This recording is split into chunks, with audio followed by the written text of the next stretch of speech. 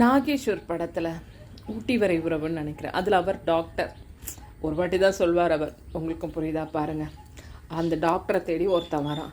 Doctor, உங்களை தெரிஞ்சு வந்தேன், உங்ககிட்ட ட்ரீட்மெண்ட் எடுத்திருக்கேன், ஏற்கனவே வந்தேன்ற மாதிரி அவன் சொல்லுவான். அதாவது அகைன் நான் வந்திருக்கேன், மறுபடியும் வந்திருக்கேன். ஆனால் ஒரே வார்த்தையிலே நாகேஷ் சொல்வார், வாய்ப்பில்லையே வாய்ப்பில்லையே ராஜான்ற மாதிரி சொல்லுவார். தென்கட்சி சுவாமிநாதன் இருந்தார் இல்லைங்களா, அவர் எப்பயுமே அவரோட ஸ்டோரிக்கு அப்புறம் கடைசியாக ஒரு காமெடியாக முடிப்பார்.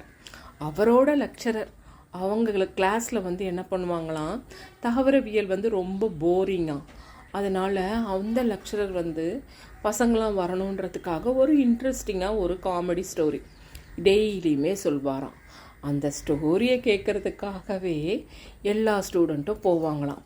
அந்த மாதிரி அவருக்கு ஒரு பழக்கம், எப்பையும் எந்த கதை சொன்னாலும் கடைசியாக ஒரு காமெடி சொல்லுவார்.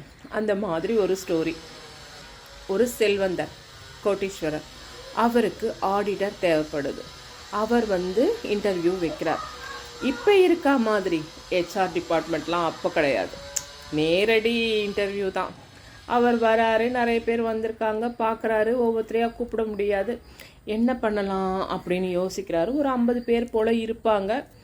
சரின்னு அவர் வெளியே வரார். வெளியே எல்லார்கிட்டையும் கேட்குற மாதிரி சொல்கிறார் ஹாலில், இங்கே பாருங்கப்பா, எல்லோரும் ஆடிட்டர் தானே, ஆடிட்டர், நான் ஒரு ஆடிட்டர் தான் எடுக்க போகிறேன், அதனால் உங்களுக்கெல்லாம் ஒரு டெஸ்ட், யார் வின் பண்ணுறீங்கன்னு பார்ப்போம் அப்படின்னு சொல்லிட்டு 48,000த்தையும் 84,000த்தையும் மல்டிபிள் பண்ணணும், அதாவது பெருக்கணும்னு சொல்லிட்டு அவர் போயிடுவார். பெருக்கி விட என்னன்னு சொல்லுங்கன்னு அவர் போயிடுவார்.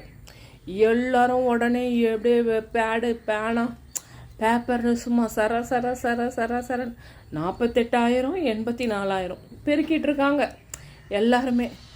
ஒருத்தன் மட்டும் தைரியமாக போனான். தட்டினான், அவர் கதவை தட்டினான். Sir, excuse me. என்னப்பா சொல்லுப்பா வா அண்ணு. சார், நீங்கள் ஒன்று மட்டும் சொல்லவே இல்லையே. என்னப்பா? அது எவ்வளவோ வரட்டும் சார், உங்களுக்கு எவ்வளோ வரணும் அப்படின்னு கேட்டான் அவன். உடனே ஆர்டர் அடிடானிட்டாரு. இவன் தான் என்னோட ஆடிட்டர். இது ஆடிட்டர்னா இப்படி இருக்கணும்.